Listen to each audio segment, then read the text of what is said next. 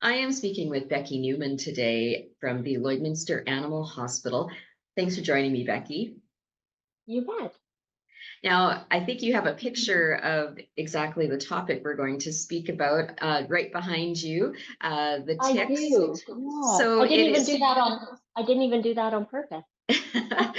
so it is tick season, and anytime we start talking about them, I start to get the creepy crawlies. But people have been posting on social media, lots of posts, people finding them already as they head outdoors. What can you tell me about our tick season this year?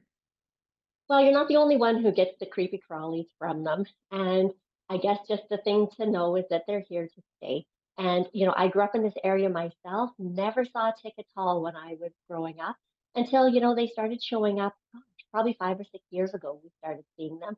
And now it seems like there's more and more reports of them every year. So they are here to stay. So we just have to learn how to live with them and be more aware of them. And we've been seeing ticks here probably um, like our report started at the end of April and the start of May, but I think they're probably peaking about now. And most of the ticks we see this time of year are what's known as the American dog tick, commonly kind of called a wood tick as well. And that's the ones we see on our dogs primarily and ourselves at this time of year. And the good news about the American dog tick is that it is not known to carry Lyme. And the tick that carries Lyme disease is the black-legged tick, also known as the deer tick. And those ones can be around this time of year as a nymph or a larval stage. They're very small, they're hard to identify. We don't find a lot of them in our area. When we do tend to see them reported, it tends to be more in the fall. And they can be active right through till the end of November. We did once in this area that I remember have a Lyme disease positive deer tick at the end of November. It was November 27th.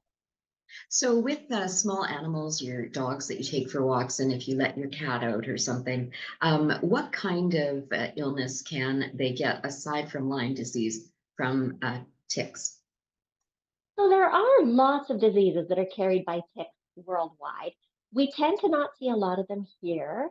There can be, if your dog has a lot of ticks on them, there can be something called tick paralysis and can cause your dog to be paralyzed. That doesn't happen very often around here. We don't have that many ticks or that much of an infestation on our dogs. Um, they can carry other diseases called anaplasmosis or lichia, and they tend to cause fevers. Often dog being just sort of sick and lethargic for a couple of days. We don't really see a lot of that here. And American dog ticks in general don't cause a lot of illness in our pets. They are just more so creepy crawly and really freak us all out. Now, I think most dog owners know to check their animals after they've been out for a walk. What about preventative measures? Yeah, it's something we talk to every single client who comes through the door about this time of year. And we have lots of different preventative products for our dogs and cats now. And so there's both topical products and oral products. And the way that they work is so if your dog takes an oral product, when a tick attaches to them, when the tick takes a blood meal, it will then get that product into its system and die. And usually they die and fall off within 4 to 8 hours. Definitely, within the first day for sure. They'll just kind of shrivel up and fall off. And a tick has to be attached for longer than 12 hours in order to transmit any sort of disease through the saliva that it puts back into your body. So as long as those ticks are dying quite quickly after they attach to your pet, there's no risk of them transmitting disease. But most of the products that we carry are not a repellent. They don't repel ticks. They don't kill them on contact. The tick does have to take a bite of the animal and take a blood meal before it starts to die. Now, I understand that they're not interchangeable as far as what's provided for dogs and cats. Is that correct? Yeah, so the products that we sell here at the clinic, a lot of them are labeled for dogs and cats, but it's very dose dependent. So the size of product that you give varies depending upon the weight of the animal. But there are some products that you buy at your pet stores that will have something in it called permethrin and or a pyrethrin, and those are more of an insecticide. They are toxic to cats. They can cause a cat to become paralyzed. So you do, and there should be a label on those that says "Do not give to cats." The one that we carry in the vet clinic is called Advantix, and Advantix is not designed to be put on a cat. It is toxic to cats, and there is, a cat with a big red line through it saying that it cannot be given to cats on that box. So definitely, check any products that you were to buy at the pet store because they are more of your insecticide products. They can't carry the same products that we carry here at the vet clinic.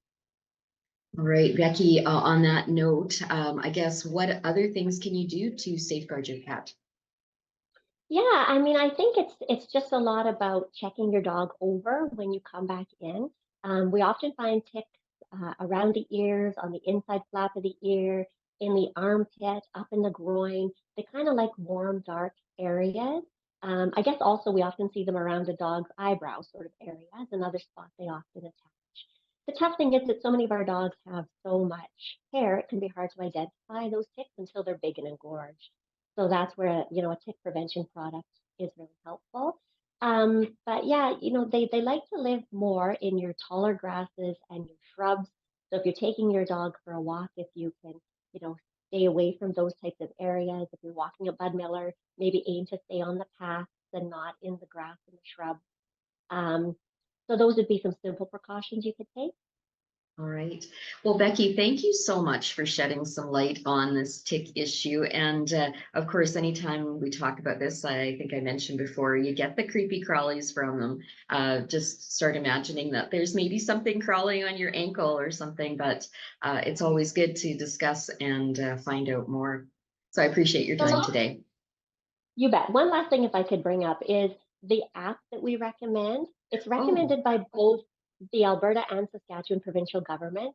It's called e-tick. So just a small e followed by the word tick. And it's an app you download on your phone. And if you do find a tick either on yourself or your pet, you simply take a picture of it through the app and you submit it through there. And they ask you to keep that tick in a Ziploc bag for 5 days and they will identify the tick and get back to you. I've had clients tell me that they will hear back within half an hour what type of tick it is.